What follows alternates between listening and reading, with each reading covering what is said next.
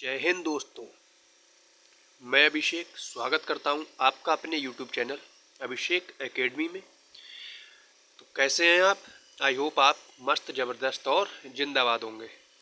तो आज हम भारतीय राष्ट्रीय कांग्रेस एवं उससे पूर्व कुछ राजनीतिक संस्थाएं जो स्थापित हुई थी उनसे जुड़े MCQ करेंगे, जो हमारी BPSC परीक्षा के लिए इम्पोर्टेंट साबित होंगे। भारत में जिस राजनीतिक संगठन की स्थापना 1838 में हुई उसका नाम था, तो इसका सही जवाब हो जाता है ऑप्शन डी, जमींदारी एसोसिएशन।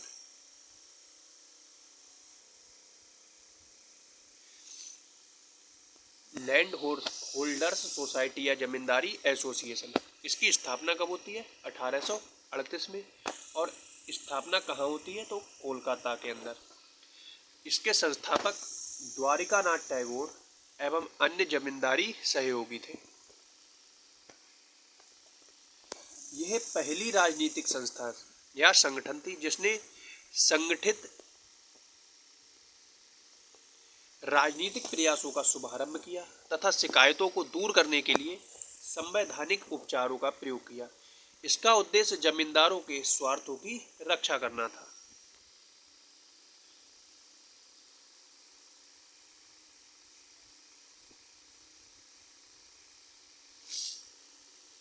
भारत संघ के संस्थापक कौन थे? इसका सही जवाब हो जाता है ऑप्शन डी, सुरेंद्र नाथ बनर्जी।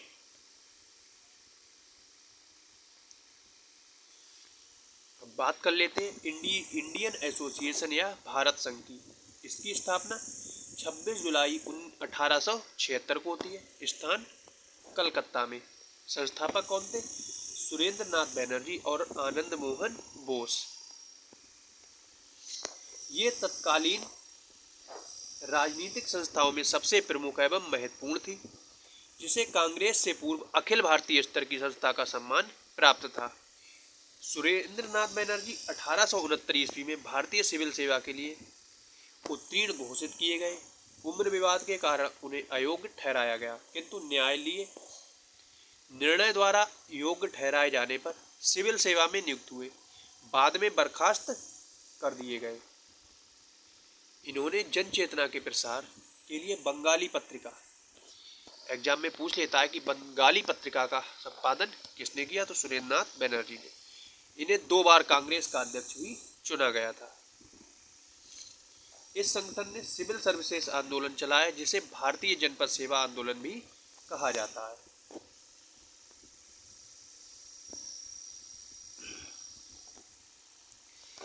निम्नलिखित में से कौन इंडियन एसोसिएशन का संस्थापक था? तो इसका सही जवाब हो जाता है ऑप्शन डी, सुरेंद्र नाथ बनर्जी। सुरेंद्र नाथ बनर्जी को किस वर्ष भारतीय सिविल सर्विसेज से हटाया गया था? तो अभी ऊपर हमने पढ़ा ही था, ऑप्शन ए 1874 में।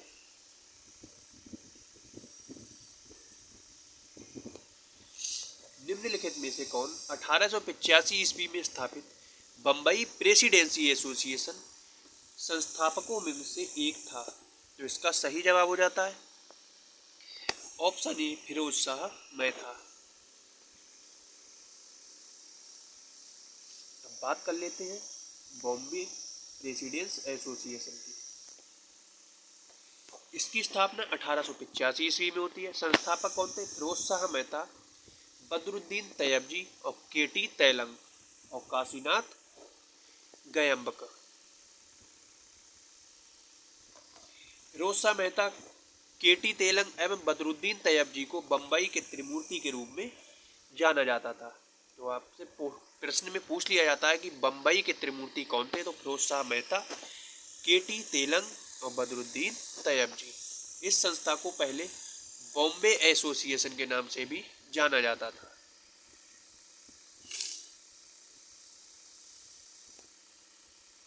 कलकत्ता में एशियाटिक सोसाइटी ऑफ बंगाल की स्थापना 1874 में किसने की? इसका सही जवाब हो जाता है ऑप्शन बी, विलियम जोन्स ने।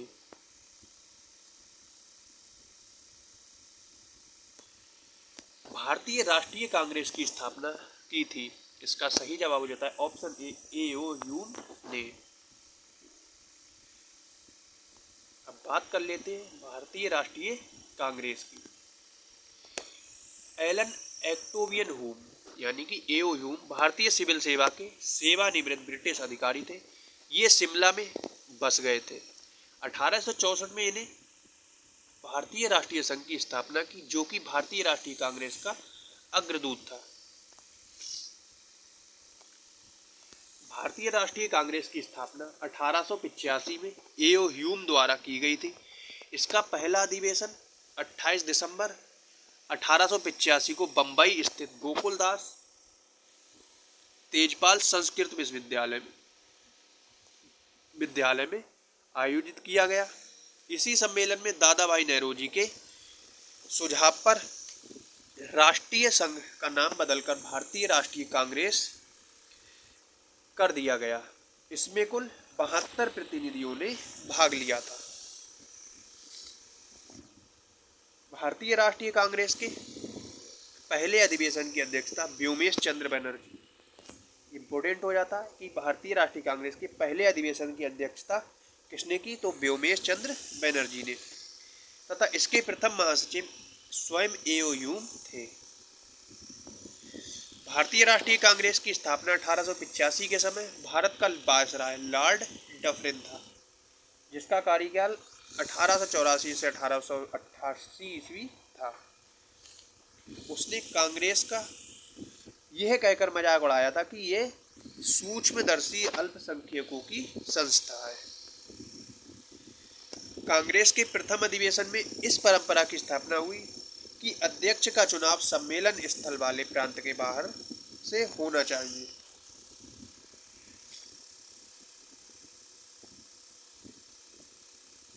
कांग्रेस का दूसरा अधिवेशन 1886 ईस्वी में कलकत्ता में हुआ। इसकी अध्यक्षता दादा भाई नौरोजी ने की। तो कांग्रेस के जितने भी अधिवेशन हुए वो हमारे लिए इम्पोर्टेंट हो जाते हैं। इसी अधिवेशन में इंडियन नेशनल कांफ्रेंस का भारतीय राष्ट्रीय कांग्रेस में विलय हुआ था। इसके अतिरिक्त दादा भाई नौरोजी ने 1893 ईस्वी में लाहौर अधिवेशन तथा वर्ष 1906 में कलकत्ता अधिवेशन की भी अध्यक्षता की थी।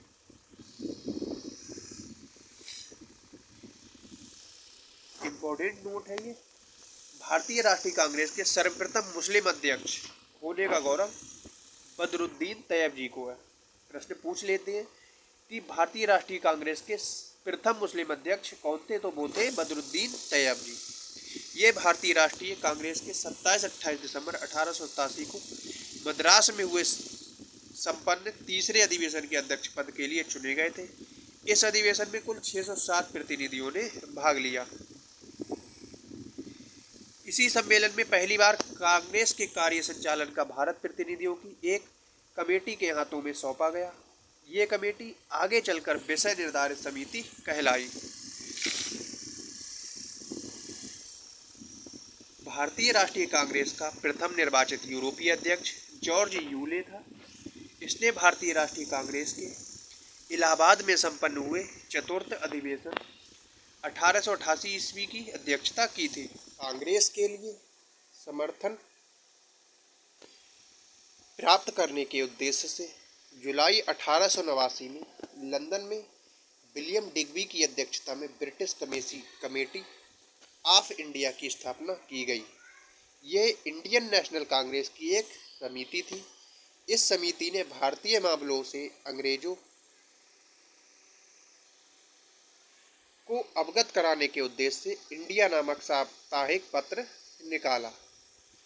लाला लाजपत राय, जिन्हें लोग प्रायः शेर ए पंजाब कहते थे, वर्ष 1920 में कलकत्ता के विशेष अधिवेशन में भारतीय राष्ट्रीय कांग्रेस के अध्यक्ष बने।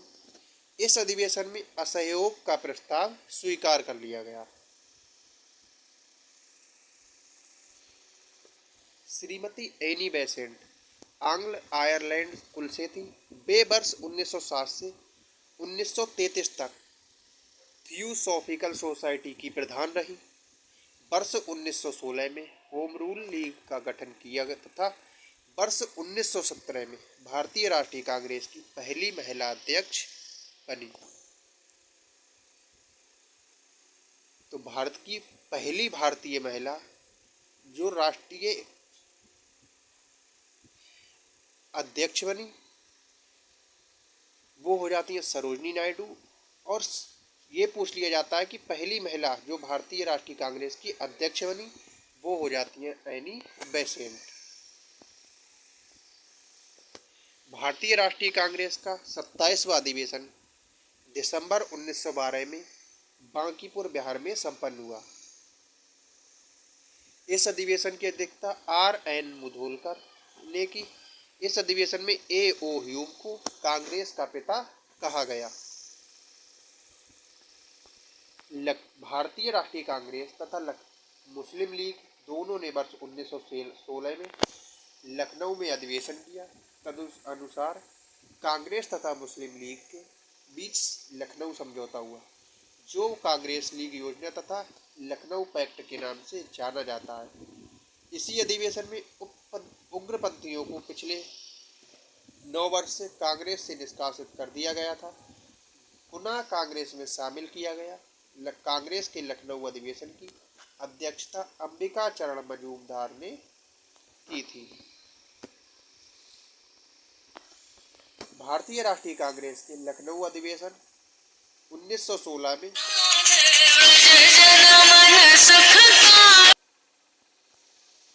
भारतीय राष्ट्रीय कांग्रेस की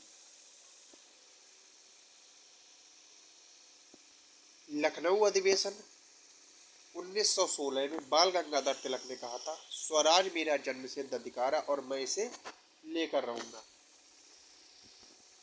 1888 में सर सैयद अहमद खान ने एक संयुक्त भारतीय राष्ट्रभक्त सभा बनाई, जिसका उद्देश्य कांग्रेस के प्रचार को निष्फल करना था और लोगों को कांग्रेस से दूर रखना था। वर्ष 1900 में करजन ने कहा था, कांग्रेस अब लड़खड़ा रही है और जल्द ही गिरने वाली है। मेरा सबसे बड़ा मकसद भी यही है, मेरे भारत प्रवास के दौरान ही इस पार्टी का अंत हो जाए। भारत की स्वतंत्रता प्राप्ति के बाद महात्मा गांधी ने भारतीय राष्ट्रीय कांग्रेस को समाप्त करने का सुझाव दिया था। लॉर्ड वेलिंगटन ने कांग्रेस के 31वें अधिवेशन में भाग लिया था। इस दौरान मैं बम्बई का गवर्नर था। यह अधिवेशन बम्बई में वर्ष 1915 में आयोजित किया गया। महात्मा गांधी ने केवल एक बार 1924 बेलगांव अधिवेशन की अध्यक्षता की थी। सरोजनी नायडू 1879 से 1949 ईस्वी प्रख्यात कवयित्री और राष्ट्रवादी नेत्री थी। वर्ष 1925 में कानपुर में हुए भारतीय राष्ट्रीय कांग्रेस के 40वें वार्षिक अधिवेशन में वे कांग्रेस की प्रथम भारतीय महिला अध्यक्ष बनी। और प्रथम महिला अध्यक्ष कौन थी?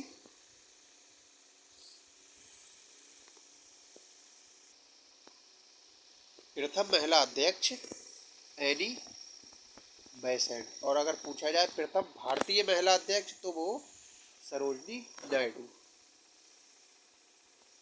जवाहरलाल नेहरू ने वर्ष 1929 में लाहौर, 1936 में लखनऊ तथा 1937 में फैजपुर अधिवेशन की अध्यक्षता की।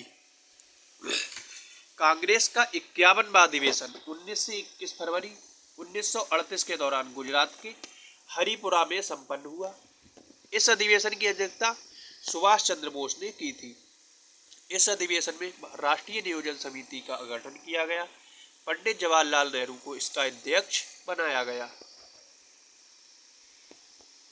वर्ष 1940-45 तक अबुल कलाम आजाद कांग्रेस के अध्यक्ष रहे।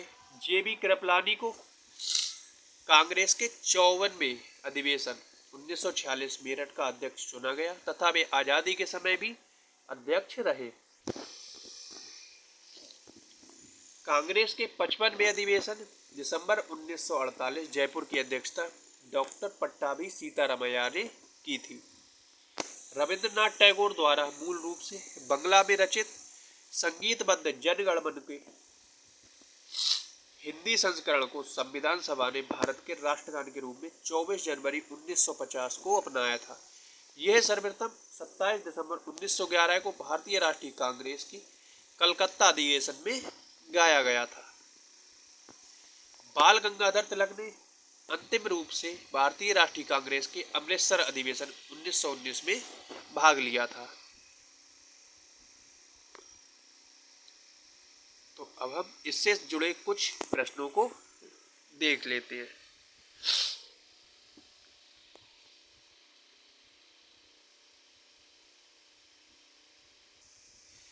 भारतीय राष्ट्रीय कांग्रेस के प्रथम अधिवेशन में कितने प्रतिनिधियों ने भाग लिया था? इसका सही जवाब हो जाता है ऑप्शन सी 72 लोगों ने। भारतीय राष्ट्रीय कांग्रेस का प्रथम अधिवेशन कहाँ हुआ था? इसका सही जवाब हो जाता है मुंबई में, क्योंकि पहले पुणे में होने वाला था, लेकिन वहां पर प्लेग बीमारी फैल जाने के कारण मुंबई में किया गया। भारतीय राष्ट्रीय कांग्रेस की स्थापना के समय भारत का वायसराय कौन था? इसका सही जवाब हो जाता है ऑप्शन डी लॉर्ड डफरिन। भारतीय राष्ट्रीय कांग्रेस के दूसरे अधिवेशन की अध्यक्षता किसने की? इसका सही जवाब हो जाता है ऑप्शन सी दादा भाई नेहरूजी ने। भारतीय राष्ट्रीय कांग्रेस के सर्वप्रथम मुस्लिम अध्यक्ष कौन थे? इसका सही जवाब हो जाता है ऑप्शन डी बदरुद्दीन तैयबजी। कांग्रेस के लिए समर्थन प्राप्त करने के लिए 1889 ईस्वी में एक समिति स्थापित की गई। निम्न में से उस समिति का सभापति था? इसका सही जवाब हो जाता है ऑप्शन बी मिस डिग्बी, यानी कि मिस्टर डिग्बी। भारतीय राष्ट्रीय कांग्रेस का प्रथम निर्वाचित यूरोपीय अध्यक्ष था? इसका सही जवाब हो जाता है ऑप्शन बी जॉर्ज यूले। निम्नलिखित में से कौन एक भारतीय राष्ट्रीय कांग्रेस में कमी समृद्ध नहीं है? इसका सही जवाब हो जाता है option D sir Syed Khan.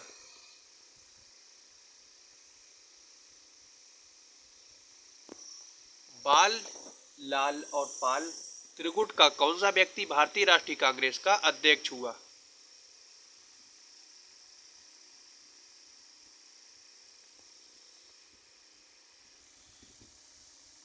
तो इसमें थोड़ी मिसप्रिंट है। इसमें लाला लाजपत राय भी हुए थे और बाल गंगाधर तिलक भी हुए।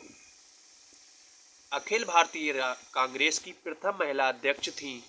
इसका सही जवाब हो जाता है option see Annie Besant. Congress की प्रथम भारतीय महिला अध्यक्ष कौन थी? इसका सही जवाब हो जाता है ऑप्शन सी सरोजनी नायडू। स्वराज मेरा जन्मसिद्ध अधिकार है, मैं इसे पाकर रहूंगा, किसने कहा है? इसका सही जवाब हो जाता है बाल गंगाधर तिलक ने। निम्नलिखित में से किस अधिवेशन में कांग्रेस ने पहली बार भारतीय रियासतों के प्रति अपनी नीति की घोषणा की थी? इसका सही जवाब हो जाता है ऑप्शन ए नागपुर अधिवेशन में। 1922 में गया के इंडियन नेशनल कांग्रेस के अधिवेशन के अध्यक्ष कौन थे? इसका सही जवाब हो जाता है ऑप्शन ए चित्तरंजन दास। निम्नलिखित में से किसने अखिल भारतीय हरिजन सेवक संघ की स्थापना 1932 में की थी? इसका सही जवाब हो जाता है एम.के. गांधी ने, यानी कि महात्मा गांधी ने। वर्ष 1938 के भारतीय राष्ट्रीय कांग्रेस के हरिपुरा अधिवेशन की अध्यक्षता किसने की? इसका सही जवाब हो जाता है ऑप्शन डी, सुभाष चंद्र बोस ने।